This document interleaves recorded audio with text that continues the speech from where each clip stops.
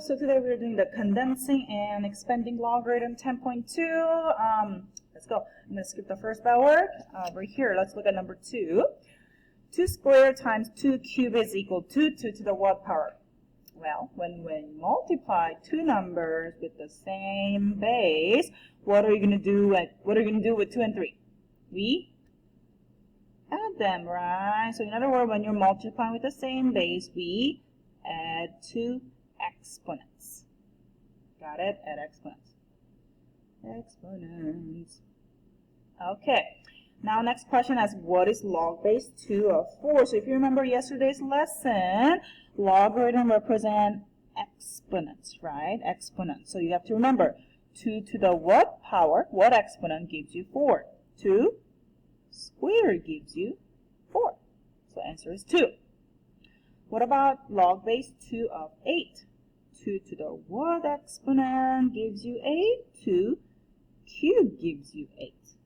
Okay, got it? Then what is log base 2 of 4 plus log base 2 of 8? Well, this was 2, and this is 3. 2 plus 3 is 5. Right? Okay, well, is there any way that I can make 5 based on log base 2 of something? In other words, 2 to the what power gives you? Excuse me, what is 2 to the 5th power? 32. Right? Okay, so do you guys see what's happening over here? When you're adding two logarithm, what do you do with your two arguments? You multiply. One more time. When you're adding two logarithm, what are you going to do with your two arguments? Those are the arguments, 4 and 8. You multiply the arguments. It should make sense to you because when you're adding two logarithm, remember logarithm is exponents, so you're adding two exponents. When you're adding two exponents, what do you do with your two numbers? You multiply. Got it? Okay, so now using that property, there's a product property, log base b of m times n. You can split that up as log base b of m plus log base b of n. So notice both of them have log base 4, so you're going to combine them as a log base 4. Now what are you going to do with your arguments 2 and 4? We multiply. 2 times 4 is 8. 8. Got it? Alright, let's keep going. Log base 3, log base 3, log base 3. All of them have log base 3, so I can condense them as a single log base 3. What are we going to do with 27 and 1/9 and 3? Those arguments we multiply. And we get log base 3 of 9. In which you think you're done. Ooh, my nails, I just taught. But you're not. If it's a number, you should be able to figure out what it is. So let's think. 3 to the what exponent gives you 9? Square. So answer is actually going to be 2.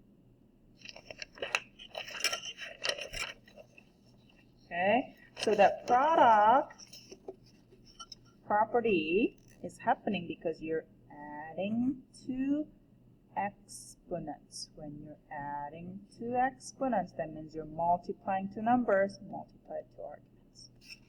Okay, I'm going to skip this part because that's what that one is about. Now what about the quotient? Quotient property is similar except on your argument, well, let's look over here. Help me out, folks. What is 2 to the 5th power divided by 2 to the 2nd power? What are you going to do with the exponents when you're dividing it? What are you going to do with 5 and 2? You subtract. Right? So when you're subtracting your exponent, subtract exponent means you are dividing numbers. Are y'all with me on this part? Okay, so look over here. We are subtracting 2 logs represent exponents. So this is actually exponent minus exponent. When you're subtracting exponent, you are dividing number. Dividing n over n. Cool? Okay, that's a principle behind it. Now let's apply it. Both of them have log base 2, so I can condense as a log base 2. I'm subtracting, so we're going to do 32 over 4. You're dividing your arguments right there, which gives you log base 2 of 8. Remember, if it's a number you can find, you got to find it. 2 to the what exponent gives you 8. Third. Alright, now here is the hint I'm going to give you. Are you ready?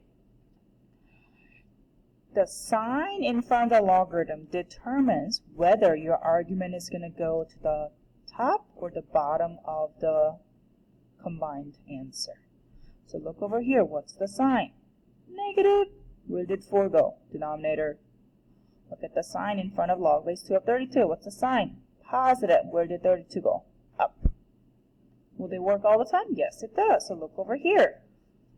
Both of them have log base 3, so I'm going to combine as a log base 3. Now, what's the sign of this log? Negative. So where should a go? Denominator. 4. What's the sign of this log on the second log? Positive. So 4 is going to go on the top. This works actually because if you were to switch that up, folks, log base 5 of 4 minus log base 5 of a, both are log base 5, and you're subtracting, so 4 divided by a.